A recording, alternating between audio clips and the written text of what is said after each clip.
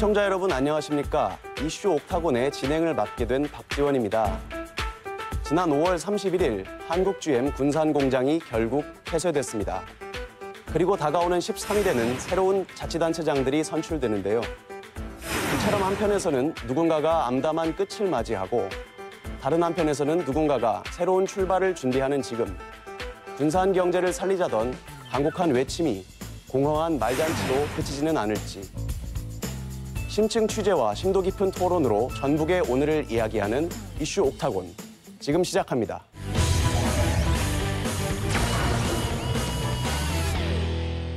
이번 이슈 옥타곤 첫 시간에는 남북관계 개선에 따라 앞으로 더욱 활발해질 남북 교류 협력 사업에 대해서 패널들을 모시고 이야기해 보겠습니다. 우리 패널들 중에서는 북한을 직접 다녀오고 그 사회를 직접 보신 분들도 계신 것 같아요. 각자 경험을 좀 나누어 주실 수 있을까요? 제가 아마 횟수로는 제일 많지 않을까 싶네요. 20번, 30번 넘어간 뒤로 이제 안 쉬어봤는데 대체로 한 40번쯤 다녀온 것 같습니다. 지금 우리 눈앞에 남북관계가 너무 빠르게 바뀌고 있잖아요. 기쁘고 또 한편으로 엄중한 마음이 들기도 합니다. 저는 주로 2005년부터 다녔던 것 같아요. 2009년까지 약 30회 정도 다닌 것 같은데 평양에 갔을 때와 외곽에 갔을 때가 좀 느낌이 다른 것 같아요. 평양에 갔을 때는 뭔가 시간이 굉장히 느리게 천천히 편안하게 흐른다는 느낌을 받았고요. 외곽으로 갔을 때는 좀 시간이 웅덩이에 좀 고여있는 느낌? 굉장히 고단한 삶들을 많이 봤습니다. 김민아 국장님은 방송 전에 외유성 출장도 다녀오셨다고 하던데 되는 건가요? 어떻습니까? 사실 이제 그때 신분은 전라북도 도의원 남북교류협력위원회 위원회 자격으로 갔었습니다만 함께 가신 분들이 대한민국의 종교, 각 종단의 지도자분들하고 제가 같이 가게 되었어요. 이제 그렇게 하다 보니까 북한 전역을 이렇게 다니게 되는 거죠, 동선이. 이제 산골, 뭐 평야지대, 뭐 백두산 천지까지 그렇게 다녀왔는데요. 그때 제가 느꼈던 그런 어떤 감동은 너무 큰 거여서 빨리 다시 가고 싶습니다. 네. 오늘 우리가 전라북도가 앞으로 대북 사업을 어떻게 해나가야 할지에 대해서 이야기를 하기로 했는데 그 전에 우리가 짚어왔던 그 역사를 한번 되돌아봐야 될 것 같습니다.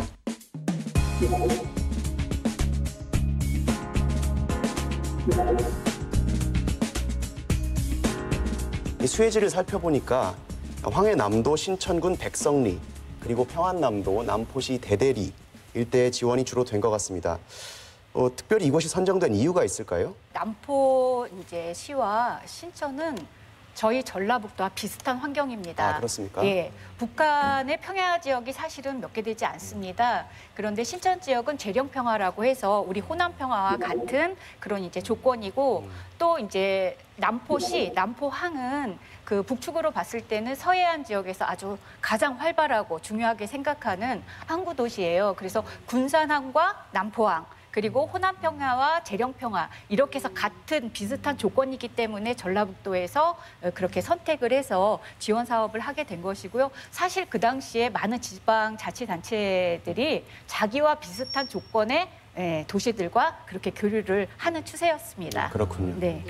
남포시는 또 추가로 말씀드릴 게 원래 전라북도에서 남포시에 축사를 준공했잖아요. 전라북도는 지난 3월부터 모두 11억 1,300여만 원을 들여 축사 5개 동과 비닐하우스 8개 등에 필요한 건설 자재와 축산 설비를 8차례에 걸쳐 보냈습니다. 남포시에도 사료 공장이 있었어요. 그래서 사료를 공급하기에 좀 적합한 지역이 또 남포시인 것 같아요. 그 남포가 우리하고 좀 비슷하다고 볼 수 있는 게 새만금도 내수면을 막았잖아요. 그렇죠. 남포도 대동강 그 물이 범람하고 이러니까 바다와 강이 닿는 부분을 막기 위해서 끝에를 막고 서해 관문을 만들었죠. 남포의 외관 이런 느낌이 꼭 새만금 어디 도로를 보는 것 같은 네, 그렇죠. 그런 느낌이 있었습니다. 전북하고 진짜 비슷하네요. 네. 우리가 비슷한 동네가 북에도 있다는 소식을 들으니까 재밌는데요. 기존에 해왔던 거 외에 추가로 농축산 분야에 관련해서 조금 더 발전시킬 여지도 있지 않을까요? 그렇죠. 우리 남포시 대대리에 했던 사업도 굉장히 의미가 있는 사업이었어요. 이제 축사를 준공하고 네. 진안에서 종돈을 가져다가 260마리였던가요? 네. 종돈을 가져다가 기르고 거기에서 나온 축분을 채소밭에다가 다시 투입을 하는 자원 순환형 그 농축산 그것을 꿈꿨던 거거든요. 근데 그것을 계속 이어받아도 괜찮다고 생각합니다. 또 더불어서 이제 아까 말씀드린 대로 우수 종자, 또 스마트 농법 이런 쪽으로 좀 더 확대를 해도 괜찮을 것 같아요. 네. 제가 이제 방북했을 당시 그 간부들은 지원 정말 고맙다. 그렇지만 앞으로는 이제 과감한 투자를 해달라. 그리고 여기서 얻어갈 거 있으면 얻어가시라. 우리도 받고 드리겠다. 물론 이제 그 당시에 여러 가지 이제 대북 제재 문제나 우리 국내법에 근거해서 이런 투자 사업은 사실 이렇게 쉽지 않은 조건이었지만 네. 장기적으로 앞으로 북측에서 원하는 건 바로 이제 경제 협력, 경제 교류 그리고 어떤 기반 시설을 비롯한 여러 가지 우리 대한민국의 투자였었습니다. 그 부분에서는 한번 이런 아이디어가 한번 생각은 나더라고요. 그러니까 작년 통계 자료를 보니까 우리나라의 농가 평균 경작지가 1.2헥타르에 불과하다고 그러더라고요. 그러니까 그렇게 1.2헥타르에 불과하니까 뭐 300, 400, 뭐 1000, 2000헥타르의 미국이나 호주 이런 데하고 경쟁이 안 되는 거예요. 네. 근데 어떻게 보면은 전 잘 몰라서 북한은 지금도 농장도 어떤 계획 아닌가요? 그러니까 국가에서 주도하지 않나요? 협동농장. 협동농장. 협동농장이죠. 예. 그러면 그거를 잘 활용하면 네. 이렇게 규모 있는 농사를 지을 수 있지 않나요? 접근을 저희가 어떻게 잘하면? 그렇죠. 예. 북한에서 잘 지을 수 있는 농사가 네. 있고 우리가 잘 지을 수 있는 농사가 있는데 아무래도 우리는 뭐 평야지대가 굉장히 높고 그러니까 쌀농사를 위주로 예. 지을 수 있겠고 북한은 이제 다른 작물들의 또 강점이 있겠죠. 그래서 네. 그걸 보고 이제 상호 보완성이라고 하는데 남북한이 그렇게 상호 보완적인 관계를 가지고 어떻게 보면 분업이라고 할 수가 있겠죠. 네. 그렇게 한다면 훨씬 더 좋은 효과를. 기존에 해왔던 농축산 분야 이외에도 뭐 철도 건설이라든지 인프라 사업 관련해서도 기대감이 들고 있는 것 같습니다. 뭐 일각에서는 새만금을 통일특구로 활용하자 이런 이야기도 나오고 있고요. 새만금의 역할에 대해서 혹시 의견을 갖고 계신 게 있나요? 그 정당이나 아니면 농민계, 노동계에서 지금 태만금 지역을 통일 농업 전진기지 또는 통일경제 특구로 만들자라고 하는 제안들을 하고 있습니다.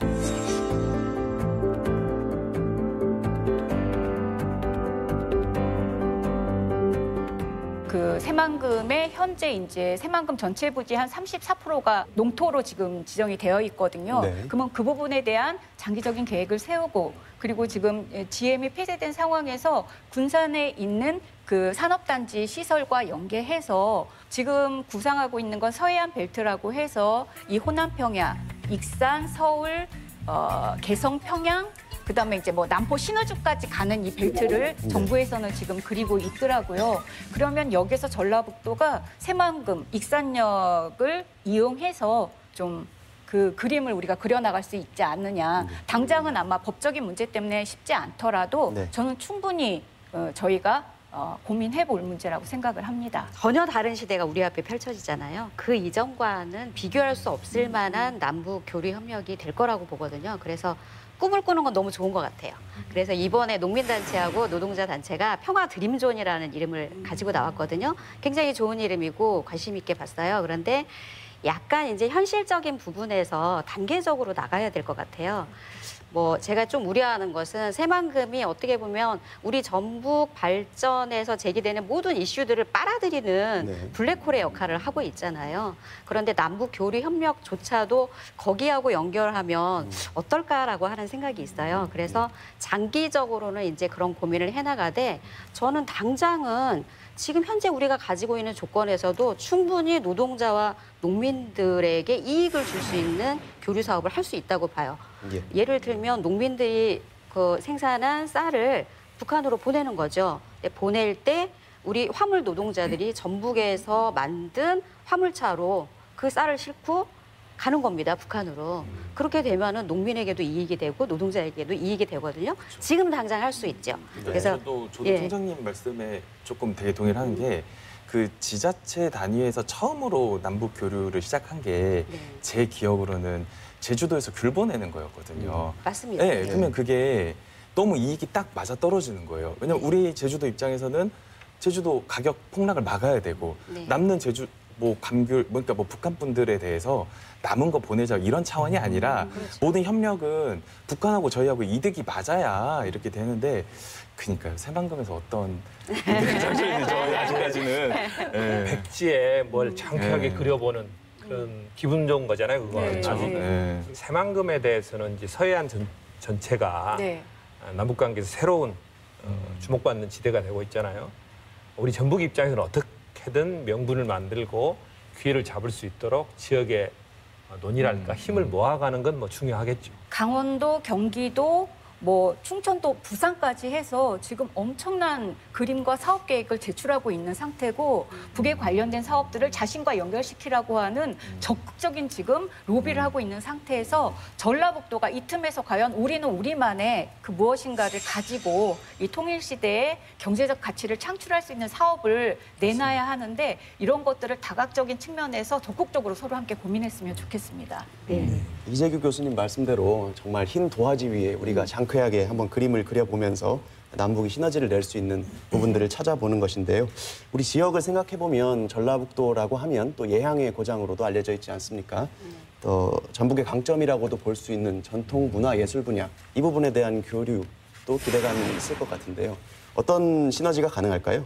우리 전북의 문화예술이 특별한 장점이 있지만 북하고 좀 맞춰볼 수 있는 게 있다고 봐요. 저는 그중에 한 아이템이 북의 표현에 의하면 민족 가극 춘향전 네. 같은 겁니다. 우리는 이제 판소리가 발달돼 있고 창극으로 춘향전을 하잖아요. 근데 북은 민족 가극이라는 형태로 이제 아리아 오페라식으로 그걸 합니다. 내가 있어 옥중거처를 당하느냐.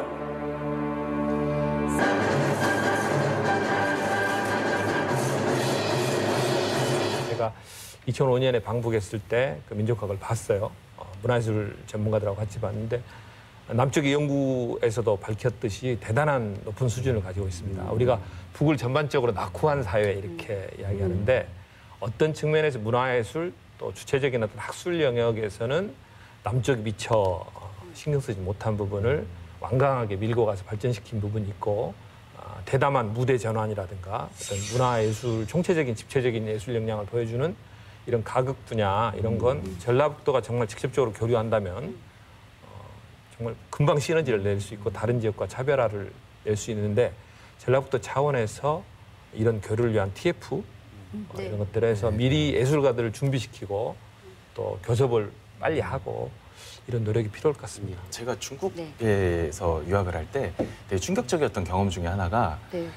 너무 신비로운 음악인 거예요. 중국 악기라고 하는데 그게 나와서 찾아보니까 얼후였어요. 얼후. 예, 근데 그게 이제 해금인데 중국에서 개량을 했다 그러더라고요. 그래서 저 너무 좋더라라고 하니까 중국 친구가 저한테 한 말이 자기네들보다 더 민족 악기를 개량한 게 북한이라는 거예요. 네, 맞습니다. 예, 그래서 한번 들어보고 싶다. 그런데 그때 생각한 아이디어가 그러면 저희가 전주가 대사슴놀이 같은 것도 사실 일제 전부터 했었잖아요. 네. 물론 판소리로 시작은 했지만 지금은 뭐 다 농악도 들어가 있고 그러니까 그런 의미에서 뭐 북한도 서도민요 아직 남아 있을지 모르겠지만 서도놀이라든가 북한 개량된 어떤 전통악기 전주 대사슴놀이에서 못 하나요?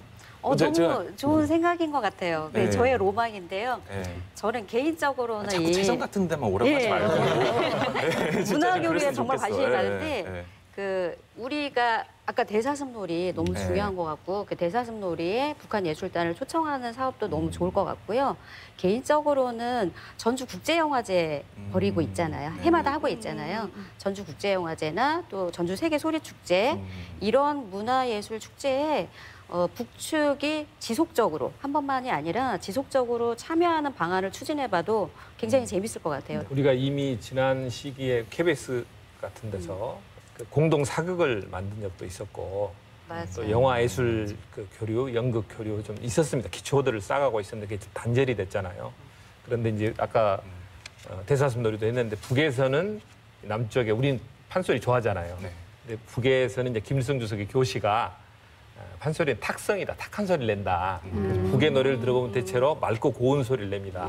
인민의 밝고 희망찬 모습만을 묘사하는 게 이제 그쪽의 당 예술이니까. 근데 뭐 레드벨벳도 들으시는 그렇죠. 마당에 듣는 마당에 그런데 뭘 이제- 얼마나 탁성 고집하시는 그런데 이제 교시가 어느 한식의 네, 교시인 네. 거고 그 이후에 많은 변화가 있었고 특히 이제 서로 다른 문화가 섞이는 거잖아요. 그러니까 우리 전라도에 탁하면서도 깊은 맛을 주는 그런 소리와 북의 맑고 고운 소리가 서로 만나서 콜라보, 협연도 할 수 있고 그런 시간이 곧 올 것 같습니다. 만약에 그렇게 되면 사실 우리가 분단선이라고 하는데 가장 무서운 분단선은 우리 마음속에 있는 분단선이잖아요. 네. 적대, 뭐 편견, 불신. 근데 아마 문화예술 부분이 이 마음속의 분단선을 가장 빨리 무너뜨리는데 최고의 기회이고 또 최고의 어떤 그런 근거를 마련해 줄 수 있을 것 같아요. 저희가 한번 북에 가서 공연 보면 그냥 마음이 다 녹아내리잖아요. 그렇죠. 예, 빨리 우리 전주 시민분들, 전라북도 도민분들도 그 감동을 같이 느껴봤으면 좋겠네요. 그러니까 우리가 경제 협력도 물론 중요하겠지만 말씀하신 대로 70년 가까이 그 시간의 간격이 있기 때문에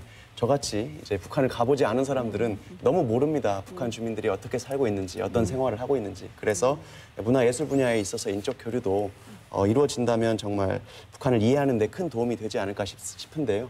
그러면 앞으로 우리 성공적인 남북 교류를 위해서 각자 무엇이 필요하고 또 어떻게 생각하시는지 한마디씩만 짧게 해주실까요? 네, 정말 이번 기회에 70년 분단의 시대가 반드시 끝나고 남과 북이 주도하는 통일 시대 우리 도민들 정말 많은 관심 가져주시기 바랍니다. 네. 남북 교류는 비빔밥이다.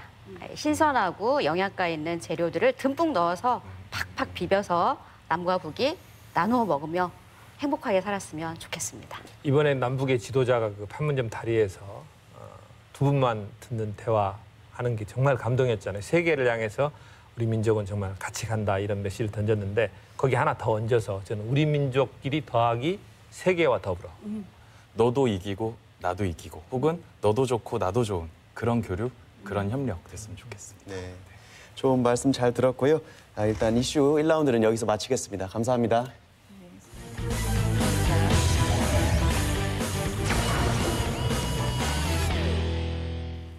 (2015년 11월) 야스쿠니 신사 화장실 폭발 사건을 기억하십니까?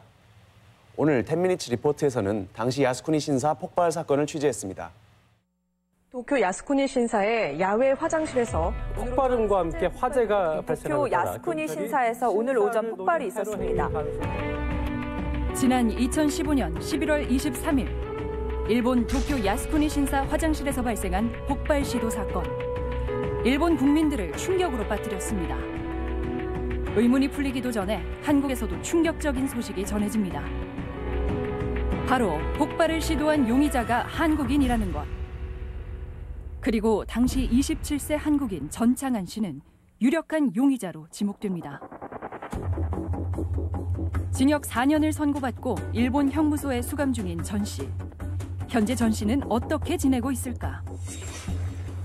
그러던 중 지난 2017년 전 씨의 어머니는 형무소에 있는 아들의 편지를 통해 믿을 수 없는 이야기를 듣게 됩니다. 형무소 내 부당한 폭력이 있었다는 겁니다. 자기네들 마음에 안 들면 수시로 폭행을 했고 저 사람들이 또 어떤 짓을 어떻게 할까 저는 진짜 무서워요. 전 씨의 어머니는 아들의 편지를 받고 국내 이송 수감 요청을 했습니다. 올 1월에요. 일본 법무성에 수영자 이송을 공식적으로 신청을 한 상태입니다. 일본 법무성에서 이걸 판단을 해야 되는데 형무소에서 폭행 등 인권 피해를 입고 있다는 전 씨는 과연 안전한 걸까?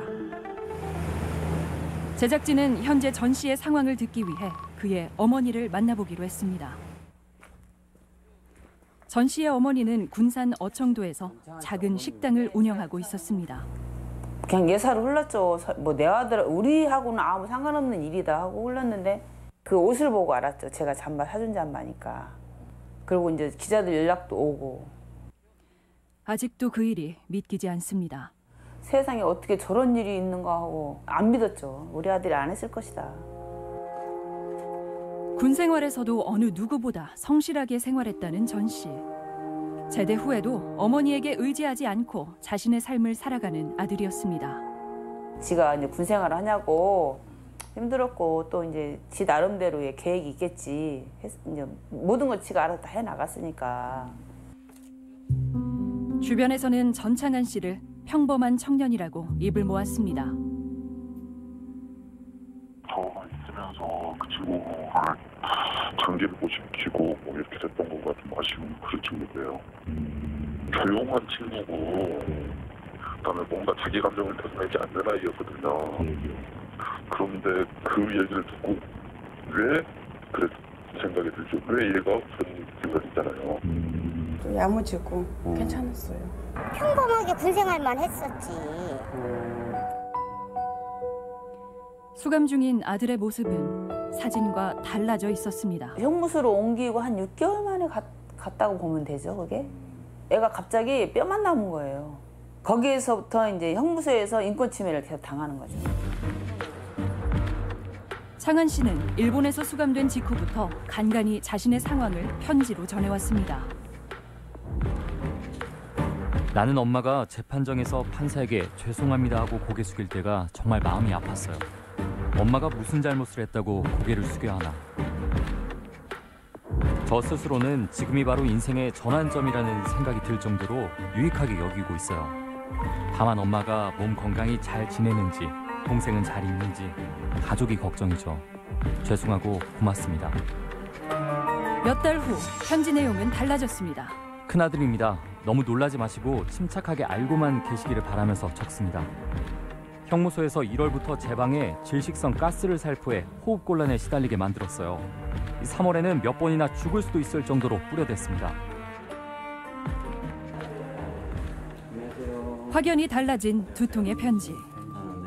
제작진은 전문의를 만나 편지를 통한 전 씨 심리 상태를 들어봤습니다.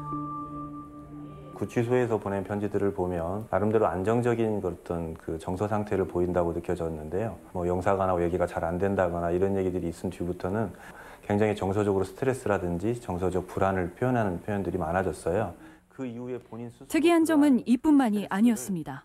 암살이다라는 표현을 썼다는 것. 그다음에 그 암살이 형무소 측, 뭐 야쿠자, 일본 항실 이렇게 좀 개연성이 없는 사람들과 연관지어져서 조금은 이제 피해 망상에 가까운 증상이다. 이게 좀 지나치게 되어지면 이제 자해나 타해처럼 이렇게 행동으로까지 나타날 수도 있거든요.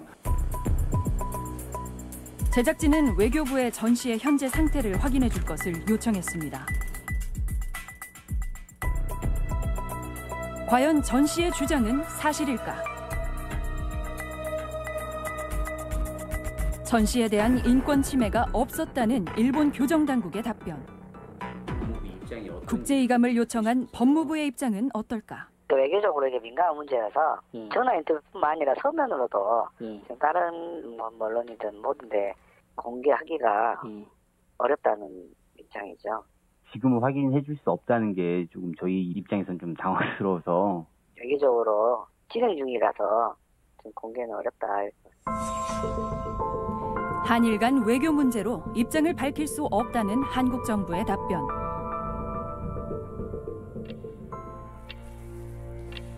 낯선 땅 형무소에 아들을 둔 어머니는 오늘도 혼자입니다.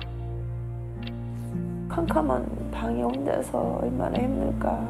그 생각하면은 다른 거 그냥 몸만 건강했으면 살겠어. 그냥 몸만 건강했으면. 그러던 중 형무소에 있는 아들이 보내온 또 다른 편지. 전 씨의 상태 확인이 시급한 상황. 행여 상태가 더 나빠지지는 않았는지 어머니와 함께 전창한 씨를 만나기로 한 제작진. 가는 내내 어머니는 온통 아들 걱정뿐입니다. 일단은 우리 아들 건강은 어떤지, 몸은 더 안 나빠졌어야 되는데 더 나빠지지 않았나 걱정되고. 어청도에서 일본까지 수시간에 걸쳐 도착한 후추 형무소. 전 씨는 차디찬 이곳에 1년 남짓 갇혀 있었습니다. 初めてですかね。3回目。あ、そうです。これ中の方の名前ですね。 가족만 면회가 가능하다는 게 형무소 측 입장.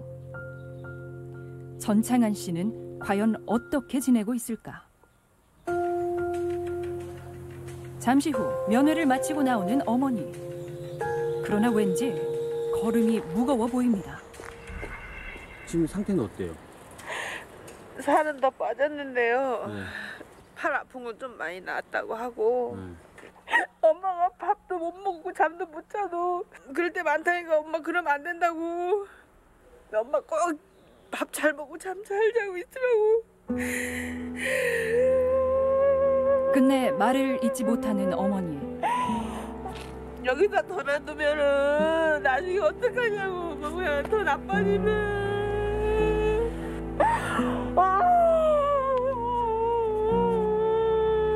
어머니의 오열이 전창한 씨의 상황을 모두 말해주는 것 같습니다.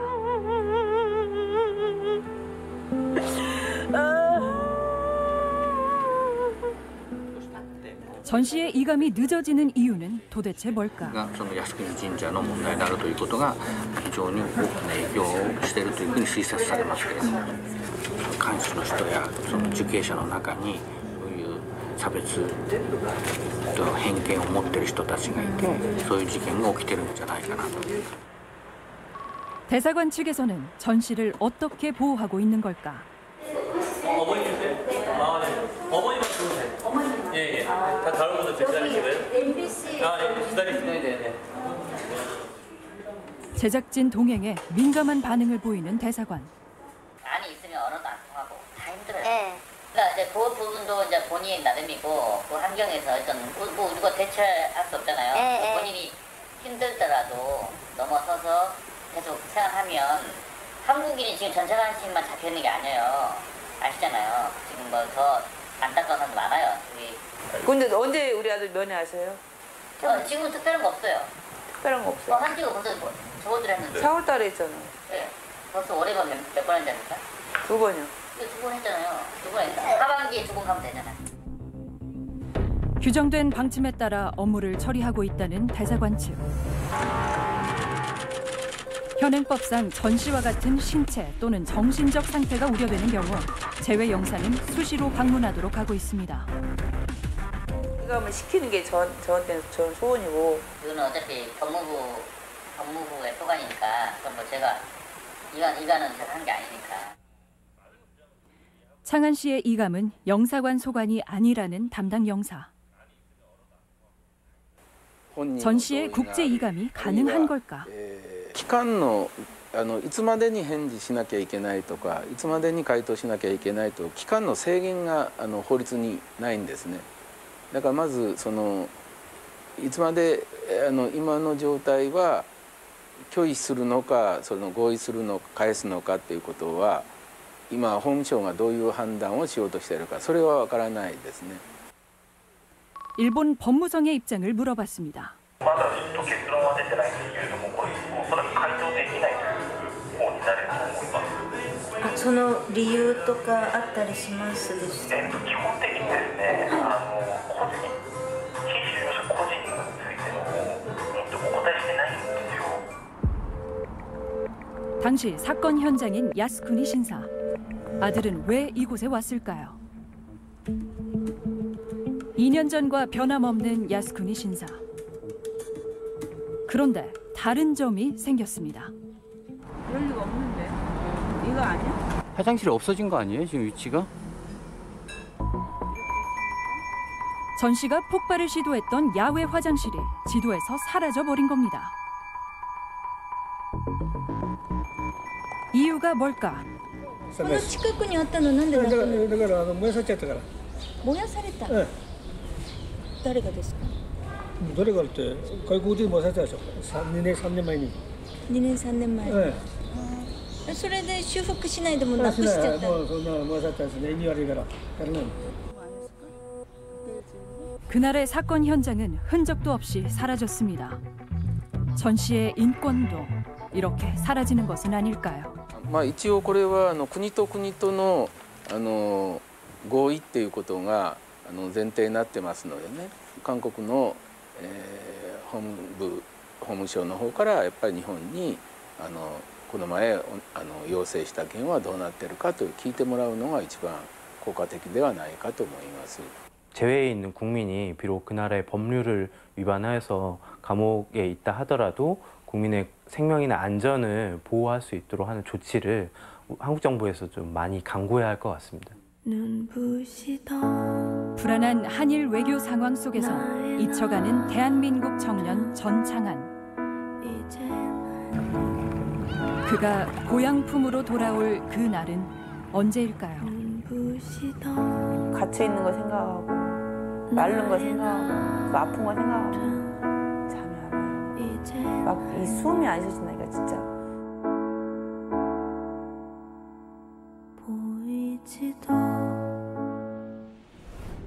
인권 침해를 당했다고 현재 주장을 하고 있습니다. 만약에 전 씨가 실제로 이렇게 당했다고 주장하는 인권 침해가 정말로 있었다면 그것은 정말 큰 문제가 되고 일본 교정 당국이 이에 대해서 좀 적절한 조치를 하고 있는지가 의문이 드는데요. 어떻습니까? 전창한 씨가 보낸 서신을 보면은 뭐 거기에 가스를 뿌린다, 아니면은 날 죽이려고 한다, 뭐 여러 가지 그 내용이 나온 것은 지금 그게 사실인지 어쩐지 문제를 떠나서 기본적으로 이 사람이 갖고 있는 어떤 신체적인 정신적인 상태를 말해주는 거기 때문에 그에 상응하는 교정 당국에서의 조치가 따라야 되는데 이런 부분이 전혀 지금 간과되고 있지 않는가.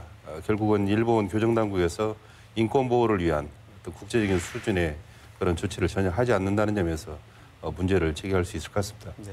실제로 우리 형무소 같은 경우는 우리 감옥 같은 경우는 사실 감옥 내에서 괴롭힘이 있거든요.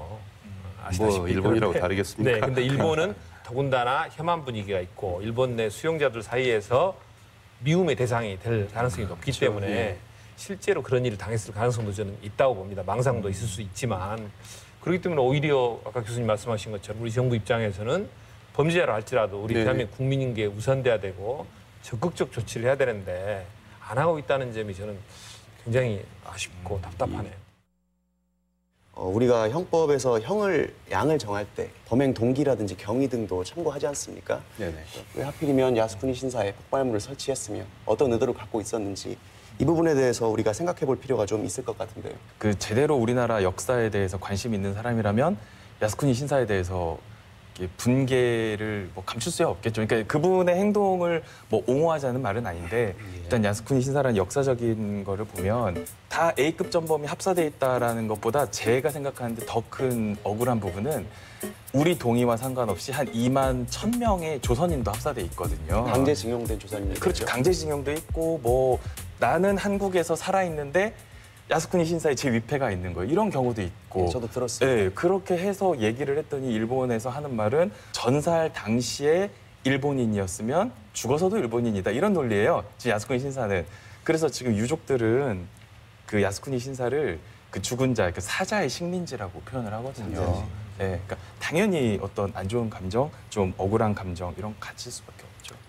우리 입장에서 보면은 그 대한민국 국민의 그 인권 침해 문제로 다룰 수가 있는데 일본에서 보자면은 이게 야스쿠니 신사에 대한 폭발물의 설치 폭파 이게 결국은 일본에 대한 나름의 어떤 그 공격적인 의미를 가지고 특히 혐한 분위기하고 타서 이게 굉장히 중요한 정책 사건이기 때문에 일본 정부가 신중할 수밖에 없다. 아까 국제 수용자 인도 문제가 언급됐습니다. 국제 이감 절차라고 하던데요. 원래 이렇게 오래 걸리는 문제인지 또 어떤 절차를 통해 이루어지는지 혹시 알 수 있을까요? 예, 그 국제 이감과 관련해서는 우리나라의 국제 수용자 이송법이 제정이 되어 있습니다. 그래서 이 법에 따르면 국내 이송의 요건이 갖추어졌을 경우에는 법무부 장관이 이를 외국에, 그러니까 일본에 요청을 할 수가 있습니다. 지금 그렇게 요청을 한 상태로 보이고요. 그 경우에는 일본의 법무부에서 이를 동의를 해야지, 승인을 해야지 그 이후의 절차가 이루어집니다. 그래서 일본이 이를 수용을 했을 경우에 그 이후에 법무부 장관이 관련 검사장에게 명령을 하고 그리고 해당 검사에게 명령을 해서 지체 없이 이 이송을 이루게 되어 있습니다. 전 씨의 인도 문제가 굉장히 지연되고 있는 것 같은데 이렇게 시간이 오래 걸리는 특별한 사유라도 있습니까? 그 이감을 함에 있어서 뭐 협약상으로 볼 때 이를 강제할 수 있는 규정이 없고요. 그리고 덧붙여서 이제 이감을 국내로 이감을 하게 될 경우에는 그 형을 그대로 집행을 하게 되어 있습니다. 다만 국내로 이감을 하게 되면 가석방이라든지 사면의 문제를 우리나라에서 결정을 할 수 있기 때문에 이러한 문제들도 그 또 다른 문제가 되지 않나 생각합니다. 일본 정부 측에서 혹시나 우리나라에 이감을 시켜주면 우리 정부 측에서는 가석방이나 사면 등을 통해서 예. 전 씨에게 일종의 형을 좀 덜 살리는 실질적으로 그런 효과를 가져오지 않을까 우려할 수도 있겠다. 그런 말씀이시네요. 예. 예, 알겠습니다. 그럼 일본 법무부가 부동의를 한다면 여전히 전 씨는 일본에서 끝까지 형기를 마쳐야 되는 상황이네요. 현재로서는 그럴 수밖에 없는 상황입니다. 실제로 우리나라와 일본이 공동으로 가입된 협약이 있습니다. 수용자 이송 협약이라는 것인데요. 그 협약에 따르면 협력 의무를 상호간에 할 것을 권유를 하고는 있지만 그 기간에 대해서 명시를 하거나 그 기간을 뭐 최소한으로 한다라는 뭐 강제 규정이 없습니다. 그렇기 때문에 이를 강제하기는 어려운 상황입니다. 그래서 실제로 이 이송에 대해서 요청을 하고 결정을 하는 데까지는 최소 6개월에서 길게는 3년 정도 걸리는 것으로 알고 있습니다. 3년이요? 예. 아까 그 수용자 협약에 따르면 국가 간에 합의가 있어야만 이 수용자 이송을 할 수 있거든요. 그래서 그런 측면이라면 상당히 중요한 정책 사건이죠, 일본으로서는. 그래서 이걸 이 사람을 다시 뭐 한국으로 송환하는 이런 문제에 대해서 정치적인 부담을 느낄 거라 이렇게 보는데 한국 정부가 좀 더 영사 업무 지침이나 이런 그 수용자에 대한 이런 보호 지침에 따라서 좀 더 적극적으로 이 문제를 대처해야 되지 않는가 봅니다. 예. 우리나라의 재외국민 보호 전반적인 문제에 대해서도 좀 의논할 필요가 있을 것 같습니다. 재외국민 보호 자체가 영사관을 통해 잘 이루어지고 있는가 아까 말씀을 해주셨지만 이번 사건을 계기로 좀 폭넓은 문제 제기도 가능할 것 같습니다만 어떻습니까? 많은 분들이 그 아주 안 좋은 경험들을 얘기를 해요. 그래서 실제로 여러 가지 그 도움을 요청해서 대사관 전화를 하면은 뭐 불쾌하게 끊고 아니면은 뭐 또 필요한 도움 같은 데서 이러저런 이유로 해서 거절하기도 하고 그랬었는데 근본적으로 이 국가가 왜 있는가 또 그리고 대사관이 왜 있는가에 대한 그런 인식이 좀 바뀌었으면 좋겠다고 생각을 합니다. 이와 관련해서 우리나라 헌법에는 재외국민을 보호해야 하는 의무가 국가에 있다라고 네네. 규정이 돼 있기는 한데 이게 또 법률적으로는 명확하게 규정이 되어 있지 않습니다. 그래서 지난 2004년부터 계속해서 국회에 재외국민 보호법이 발의가 되고 있는데 지금까지 통과가 되고 있지 않은 상황입니다. 그렇지만 이러한 일들을 계기로 해서 이 법이 통과가 돼서 조금 더 구체적인 근거를 마련해야 한다고 생각합니다. 수감자는 물론 범죄를 저질렀다고는 하나 엄연히 인권을 가지고 있는 인격체입니다. 오늘 전창한 씨 사례를 돌아보면서 우리의 무관심 속에 재외 수감자들의 인권이 방치되고 있는 것은 아닌지 생각해보게 됩니다.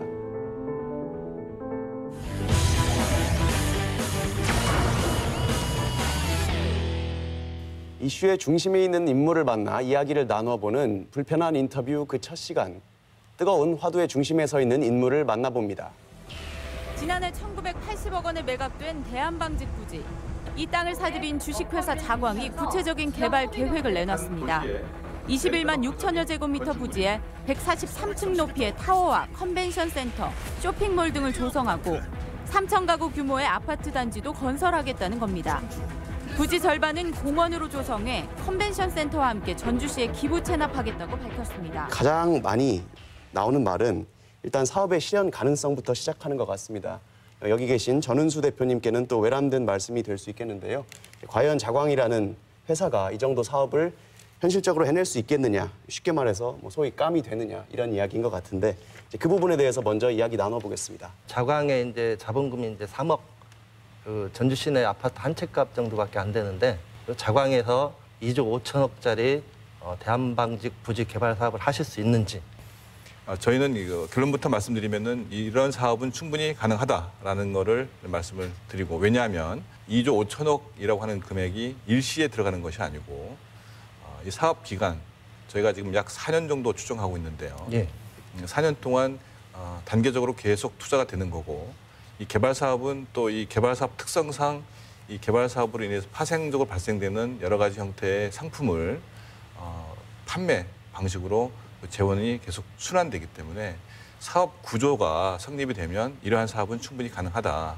자본금이 작기 때문에 사업을 하는데 뭐 한다 이렇게 말씀하시는 거는 조금 저희로서는 사업 구조를 잘 모르는 부분을 가지고 말한 거기 때문에 좀 이해가 안 갑니다. 작년 10월에 계약금 200억 원을 그 대한방직에 지급했다고 공시에 나와 있거든요. 그런 입금증이라든지 계약서를 보여주실 수 있는지 궁금합니다. 부지 인수자금에 대한 의문이신 것 같은데요. 어떻습니까? 그 토지 계약금 지급한 거를 영수증을 보여달라고 하시는 거는 좀 제가 볼 때는 너무 순수한 마음이신 것 같고요. 이미 대한방직이라고 하는 회사는 그 상장 법인으로서 계약금 200억을 수취하고 1980억의 토지를 매각했다라고 하는 부분을 이미 그 금융감독원 주식 공시를 통해서 이미 밝힌 바가 있고요. 예. 계속해서 말씀하시는 것 같은데 지금 자본금 3억 5억이라는 법인이 이러한 사업을 할 수 있느냐라는 그 염려와 궁금이신 것 같아요. 제가 저희 회사에서 하고 있는 사업 형태를 보면 2006년도부터 이런 부동산 개발, 주택 건설업 사업을 시작을 했고요. 이 사업의 특성상 각 현장 또는 사업지마다 그 법인의 별도의 법인을 설립을 해서 이 사업을 수행을 하고 있습니다. 회사 측에서 이제 사업 경험이 많으시기 때문에 가능하다 이런 말씀을 해주고 계신데 제가 보기에 그 이문호 패널님 말씀은 이제 대한방직 부지 인수 자금을 마련하는 데 있어서 자광이 자금 조달 능력이 되는지 이 부분을 확인하고 싶으신 것 같은데. 네, 그걸 부가해서 말씀드리자면은 저희가 그 대한방직 공시한 내용을 확인을 했거든요. 공시 내용 중에 그 잔금 1,800억 정도 있지 않습니까? 그런 상호 협의하에 언제든지 뭐 시기를 연장할 수 있다 이렇게 되어 있습니다. 과연 어디에는 나와 있는 자료죠? 지금 금융감독원 전자공시 시스템에 대한방직에서 자산 양도, 유형자산 양도 결정 이런 공시를 했거든요. 거기에 나와 있는 자료입니다.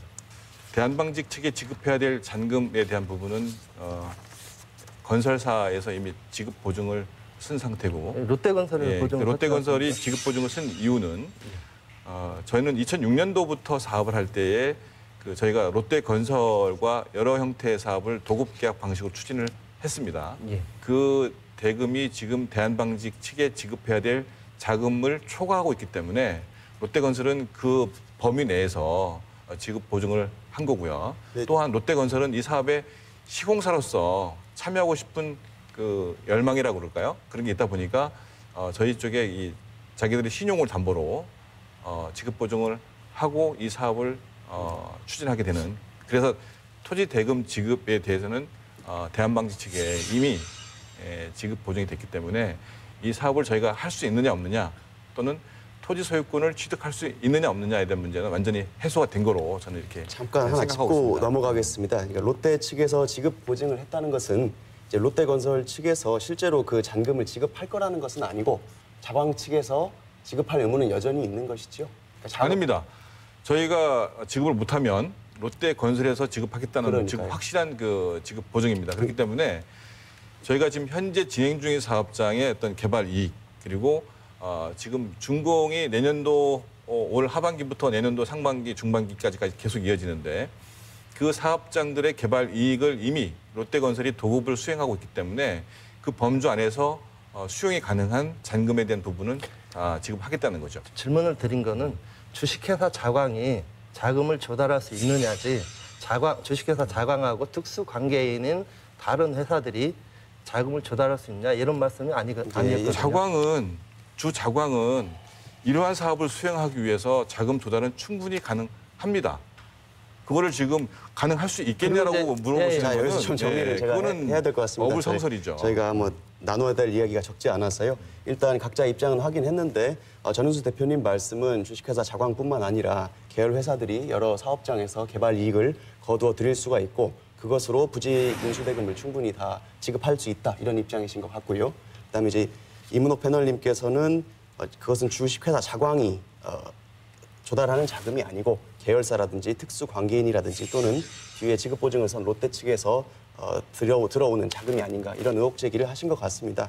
그렇습니다. 이제 이 부분은 저희가 이렇게 정리를 하고 넘어가고 사실 이 정도 대규모 사업에서 대형 건설사가 지급 보증을 한다든지 책임 준공을 확약해야 사업이 이루어진다 이런 것들은 현실적으로 이해가 됩니다.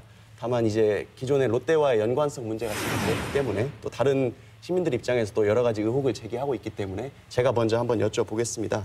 이제 일각에서 계속 자광과 롯데와의 연관성을 문제 삼는 이유가 롯데 측에서 종합경기장 부지 개발 계획을 제안했다가 무산되고 백지화되었는데 똑같은 부지에 할 수는 없고 이제 부지만 바꾸어서 똑같은 주체인 롯데가 기존과 똑같은 개발 계획을 추진하면 지역 주민들의 반발이 예상되기 때문에 어떤 자광이라는 업체를 앞세워서 또 익스트림 타워라는 어떤 새로운 아이템, 눈길을 끌만한 아이템을 앞세워서 이렇게 이슈화를 시키고 결국은 종래 개발 계획대로 수정되지 않을까 하는 의구심이나 의혹들이 있는 것 같습니다. 그래서 이 부분에 대해서도 좀 의논이 이루어져야 될 것 같은데요. 이 부분에 대해서 제가 또 뭐 쉬운 시나리오를 한번 말씀드리자면은 자광은 이 부지에 대해서 전주시의 개발 계획을 승인받고 그다음에 아파트만 건설해서 그 이익을 취하고 빠지고 그에 해당한 나머지 개발권은 롯데그룹의 롯데건설 쪽으로 양도한다든지 그런 시나리오가 충분히 가능하거든요. 그런 의혹에 대해서 어떻게 생각하시는지 듣고 싶습니다. 예, 저는 좀 그러한 질문을 들을 때마다 좀 안타깝다라는 생각을 좀 많이 합니다.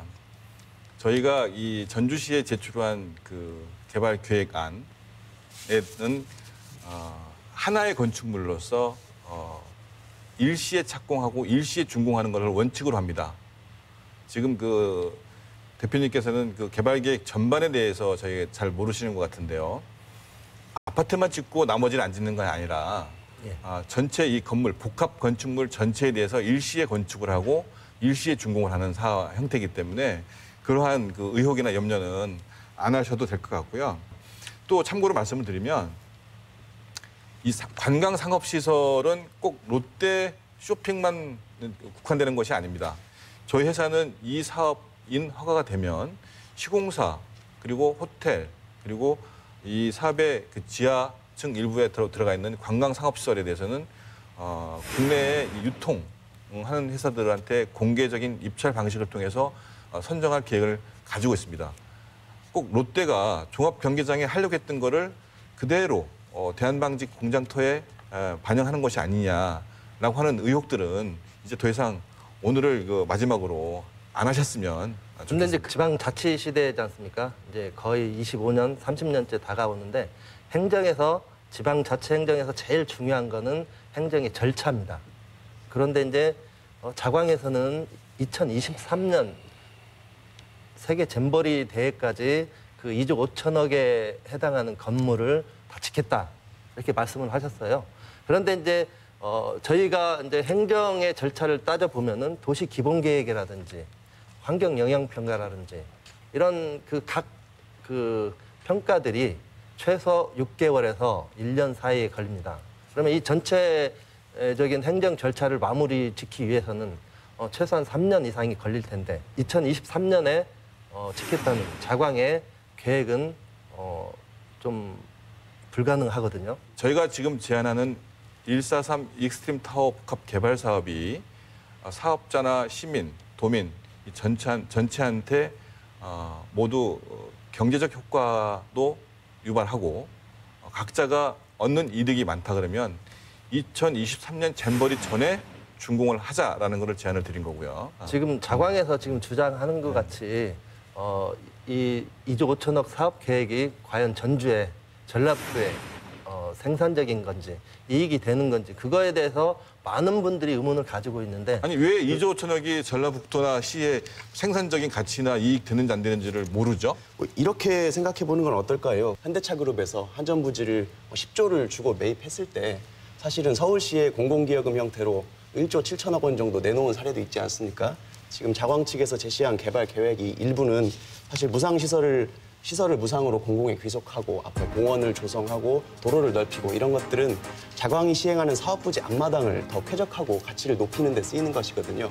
사실은 전주시는 그 부지보다 훨씬 더 낙후된 지역도 많습니다. 그래서 혹시 자광에서 이 사건 사업 진행을 통해서 발생하는 개발 이익을 공공기여금이나 현금 형태로 전주시에 내어놓고 그 자금이 전주시의 낙후된 지역 재생에 쓰일 수 있게 하면 지역경제 활성화라든지 공공이익 개발 이익을 공공에 환원한다 이런 명분도 조금 더 빛을 발할 수 있을 것 같은데 혹시 그런 부분에 대해서는 뭐 제안하거나 수용하실 의향이 있으신가요? 컨벤션 같은 그런 그 공공시설도 기부 체납하겠다는 거거든요. 그러면 예를 들어서 전주시나 도에서는 그런 것들을 뭐 정부의 보조금 예산을 통해서 확보를 하고 이러한 민간 개발 사업 토지에서 생기는 개발 이익금을 법률에 의해서 산정된 금액이 있으면 그런 금액을 얼마가 될지 모르겠지만 다른 용도로 요청하게 되면 저희는 그거를 거부할 필요는 없겠죠. 알겠습니다. 즉 다시 말하면 컨벤션만 하더라도 컨벤션 시설이 약 1,000억 정도 됩니다. 그럼 1,000억 되는 그 컨벤션 시설을 이러한 민간 시설 통한 개발이익 환수 차원에서 시설로 받을 것이 아니고 그런 1,000억 되는 상당한 예산을 다른 그 시설 내지는 다른 그 분야의 어떤 그 복지 내지는 그 재원으로 써도 충분하지 않을까. 하지만 이런 것들은 나중에 공론화 위원회 이런 걸 통해서 지금 방향을 결정하겠다는 거죠. 네네. 이렇게 대규모 개발 사업에 하다 보면 언제나 우려와 기대감이 함께 뒤따르기 마련인 것 같습니다. 아까 말씀해 주신 것처럼 공론화 과정 그리고 투명한 절차 진행을 통해서 또 밀실 행정이라든지 특혜 논란 같은 것을 좀 불식시키고 전주시의 장기적인 도시계획 관점에 맞는 적절한 개발이 이루어졌으면 좋겠고 또 아까 말씀드렸듯이 그 과정에서 발생하는 개발이익이 있다면 또 일부가 공공의 환원이 돼서 자원을 다시 공익적 목적으로 재활용할 수 있는 그런 선순환 구조가 이루어지기를 바라봅니다. 오늘 3라운드 불편한 인터뷰 여기서 마무리하겠습니다. 감사합니다. 네, 고맙습니다. 시청자 여러분은 혹시 공포영화 주온을 기억하십니까? 우리가 늘 밥을 먹는 식탁보 아래에서 갑자기 귀신이 튀어나오고 또 그 귀신을 피해서 침대 이불 속으로 파고들었을 때도 귀신은 여지없이 이불 속까지 찾아오죠. 그 장면들이 10년이 지난 지금까지 우리 뇌리 속에 가장 무서웠던 명장면으로 꼽히는 이유는 아마 우리 일상 속 가장 안전하고 내밀해야 할 공간까지도 우리가 모르는 무언가를 마주칠 수 있다는 그런 불안감 때문인 것 같습니다. 최근 우리는 이처럼 일상생활에 보이지 않게 스며드는 불안한 소식을 접하고 있는데요. 우리가 식물을 키우는 화분에서도 우리 아이들이 잠을 재우는 침대에서도 검출된다는 이 방사성 물질의 이름은 바로 라돈입니다. 이슈 옥타곤 다음 이 시간에는 라돈의 위험성을 비롯해서 전북 지역의 여러 현안과 쟁점을 가지고 돌아오겠습니다. 시청해 주셔서 감사합니다.